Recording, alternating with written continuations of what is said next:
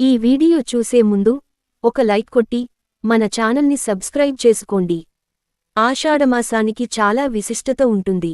July 24 వరకు ఆషాఢమాసం ఉంటుంది. ఆషాఢంలో వచ్చే ప్రతి శనివారానికి ఇంకా విశిష్టత ఉంటుంది. ఆషాఢ శనివారాల్లో వెంకటేశ్వర స్వామిని పూజిస్తే అద్భుతమైన శుభప్రయోజనాలు కలుగుతాయి. శ్రీనివాసుడి అనుగ్రహాన్ని త్వరగా పొందవచ్చు. ఆషాఢ శనివారం నాడు వెంకటేశ్వర స్వామిని ఎలా పూజించాలి, ఎలాంటి విధివిధానాలను పాటించాలి అనే విషయాల గురించి ఈ వీడియోలో తెలుసుకుందాం. ముందుగా ఈ వీడియోకి ఒక లైక్ కొట్టి ప్రతి ఒక్కరూ జై శ్రీరామ్ అని కామెంట్ చేయండి. వెంకటేశ్వర స్వామికి అత్యంత ప్రీతికరమైన తిథులలో ఆషాఢ శనివారం ఒకటి. ఈ శక్తివంతమైన ఆషాఢ శనివారం నాడు కోరిన వరాలను ప్రసాదించే శ్రీనివాసుడిని పూజిస్తే వెంకటేశ్వర స్వామి అనుగ్రహం సులభంగా లభిస్తుంది. ఈ ఆషాఢ శనివారం రోజున ఆడవాళ్లు ఉదయాన్నే నిద్రలేచి ఇల్లంతా శుభ్రం చేసుకుని ఇంటి ముందు ముగ్గులు వేసి ఇంట్లో దీపారాధన చేసుకోవాలి. ఆషాఢ శనివారం నాడు ప్రతి ఒక్కరూ ఖచ్చితంగా తలస్నానం చేయాలి. ఈ శనివారం రోజున తలస్నానం చేసేటప్పుడు నీటిలో కొంచెం పసుపు వేసుకుని స్నానం చేయండి. జాతక దోషాలన్నీ తొలగిపోతాయి. ఇక పూజ చేసే ఆడవాళ్లు కాళ్లకు పసుపు రాసుకుని పాపిట్లో కుంకుమ బొట్టు పెట్టుకుని పూజగదిని శుభ్రం చేసి పూజ గదిలో ఒక చిన్న ముగ్గు వేసి ఇంట్లో దీపారాధన చేసుకోవాలి. పూజ గదిలో ఉన్న వెంకటేశ్వర స్వామి చిత్రపటానికి గంధం రాసే కుంకుమ బొట్లు పెట్టుకోవాలి. వెంకటేశ్వర స్వామిని విశేషంగా అలంకరించుకోవాలి. మీ దగ్గర ఉన్న నగలతో స్వామివారి చిత్రపటాన్ని నిండుగా అలంకరించి స్వామివారి పటానికి తులసిమాలను సమర్పించండి. తులసి దళాలతో వెంకటేశ్వర స్వామిని పూజిస్తే స్వామివారి అనుగ్రహాన్ని సులభంగా పొందవచ్చు. సహజంగా ఇంట్లో దీపారాధన చేసేటప్పుడు ఇత్తడి కుందుల్లో దీపం వెలిగిస్తాము. అయితే విశేషంగా ఆషాఢ శనివారాల్లో పిండి దీపాలు వెలిగిస్తే చాలా మంచిది. అత్యంత శక్తివంతమైన దీపాలలో పిండి దీపం ఒకటి. పిండి దీపాలతో వెంకటేశ్వర స్వామిని పూజిస్తే ఆ శ్రీనివాసుడు ఎంతో సంతోషిస్తాడు. కాబట్టి ఈ ఆషాఢ శనివారాల్లో ఇంట్లో పూజ చేసేటప్పుడు పూజలో పిండి దీపాలు వెలిగించండి. బియ్యపిండిలో కొన్ని పాలు పోసి ముద్దలాగా తయారుచేసి ఆ పిండితో చిన్న ప్రమిదలను తయారు చేసుకోండి.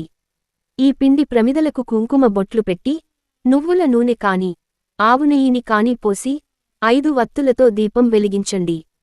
పిండి దీపానికి ఒక పుష్పం సమర్పించి దీపానికి నమస్కారం చేసుకోండి. ఇక మీ పూజ గదిలో తప్పనిసరిగా ఒక రాగి చెంబును పెట్టుకోవాలి. రాగి చెంబులో నిండుగా నీళ్లు పోసి ఈ నీటిలో 2 తులసి ఆకులను వేసి ఆ రాగి చెంబును పూజ గదిలో పెట్టుకోండి. పూజలో ఉండే దైవశక్తి మొత్తం ఆ నీటిలోకి చేరుతుంది. కాబట్టి ఇంట్లో దీపారాధన పూర్తయిన తర్వాత పూజగదిలో ఉన్న ఈ నీటిని ప్రతి ఒక్కరూ తీర్థంలాగా స్వీకరించండి. ఈ తీర్థం నీటిని తాగితే స్వామివారి ఆశీర్వాదం సులభంగా ప్రాప్తిస్తుంది. ఇక పూజలో వెంకటేశ్వర స్వామికి నైవేద్యంగా బెల్లం పానకాన్ని నివేదించండి. ఇక స్వామివారిని పూజించేటప్పుడు గోవింద నామాలు చదువుతూ పూజ చేయండి. ప్రతి ఆషాఢ శనివారం నాడు గోవింద నామాలను చదివితే ఆ స్వామివారు సంతోషించి మీ ఇంటిపై వరాల జల్లును కురిపిస్తాడు. గోవింద నామాలను చదవలేనివారు ఓం గోవిందాయ నమః అనే మంత్రాన్ని చదువుతూ స్వామివారిని పూజించవచ్చు. వెంకటేశ్వర స్వామికి అత్యంత ప్రీతికరమైన వాటిలో ముద్ద కర్పూరం ఒకటి. కాబట్టి స్వామివారికి ముద్ద కర్పూరంతో హారతి ఇచ్చి 3 ప్రదక్షిణలు చేసి వెంకటేశ్వర స్వామికి నమస్కారం చేసుకోండి. పూజ పూర్తయిన తరువాత ఇల్లంతా సాంబ్రాణి ధూపం వేసుకోవాలి.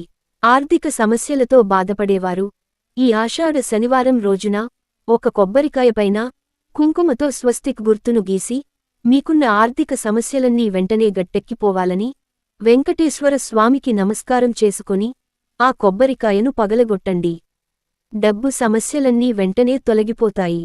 మరీ ముఖ్యంగా ఈ ఆషాఢ శనివారాల్లో రావి చెట్టును పూజిస్తే చాలా మంచిది. రావి చెట్టులో త్రిమూర్తులు కొలువై ఉంటారు. అలాగే ప్రతి ఆషాఢ శనివారం నాడు రావి చెట్టు వద్దకు లక్ష్మీదేవి వస్తుందట.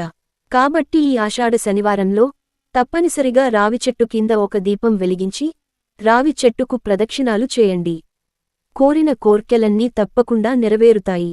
ఈ ఆషాఢ శనివారం రోజున మీకు కుదిరితే ఏదైనా విష్ణు దేవాలయానికి వెళ్లి ఆలయ ధ్వజస్తంభం సమీపంలో ఒక నెయ్యి దీపాన్ని వెలిగించండి.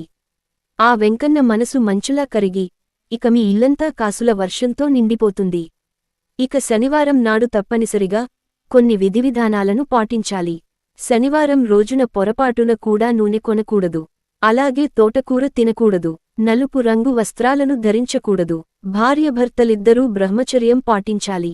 ఒక సొంతిల్లు కట్టుకోవాలని ప్రతి ఒక్కరికి ఆశ ఉంటుంది. మీ సొంతింటి కల త్వరగా నెరవేరాలంటే ఈ ఆషాఢమాసంలో గోవును ఎక్కువగా పూజించండి. గోమాతకు ఆహారం తినిపించడం, గోమాతకు ప్రదక్షిణాలు చేస్తే మీ సొంతింటి కల ఖచ్చితంగా నెరవేరుతుంది. ఆషాఢమాసంలో చేసే దానాలకు విశేషమైన పుణ్యఫలితం లభిస్తుంది. ఈ ఆషాఢంలో తప్పనిసరిగా ఆడవాళ్లు చేతులకు గోరింటాకు పెట్టుకోవాలి. ఆషాఢ మాసంలో చేసే దానాలకు విశేషమైన పుణ్యఫలితం లభిస్తుంది. ఇక ఈ ఆషాఢంలో తప్పనిసరిగా ఆడవాళ్లు గోరింటాకు పెట్టుకోవాలి. అదేవిధంగా ఈ ఆషాఢమాసంలో ఎలాంటి శుభకార్యాలను నిర్వహించకూడదు. శక్తి స్వరూపిణి అయిన పార్వతీదేవికి నిమ్మకాయ అంటే చాలా ప్రీతికరమైనది. కాబట్టి నిమ్మకాయతో చేసే పరిహారాలు కూడా చాలా శక్తివంతమైనవి. ఆషాఢ శనివారం రోజున ఒక గాజు గ్లాసు నిండా నీళ్లు పోసి ఆ నీటిలో ఒక నిమ్మకాయను వేసి మీ పూజ గదిలో పెట్టుకోండి. మీ ఇంటికున్న అష్టదరిద్రాలు తొలగిపోయి మీ కుటుంబానికి అష్టైశ్వర్యాలు కలుగుతాయి. ఈ ఆషాఢమాసంలో తప్పనిసరిగా పుణ్యక్షేత్రాలను దర్శించుకోవాలి. ముఖ్యంగా ఈ ఆషాఢమాసంలో 7 శనివారాల వ్రతాన్ని ప్రారంభిస్తే ఆ శ్రీనివాసుడి ఆశీర్వాదాన్ని సులభంగా పొందవచ్చు. అదేవిధంగా ఈ ఆషాఢ శనివారాల్లో సాయంత్రం సమయంలో శివాలయానికి వెళ్లి శివునికి అభిషేకం చేస్తే మీ కుటుంబానికి సకల ఐశ్వర్యాలు వరిస్తాయి. జాతకంలో శనిదోషాలతో ఇబ్బంది పడేవారు ప్రతి శనివారం నాడు ఓం శం శనైశ్చరాయ నమః అనే మంత్రాన్ని 108 సార్లు చదవండి. ఈ వీడియో మీకు నచ్చితే లైక్ చేసి సబ్స్క్రైబ్ చేసుకోండి.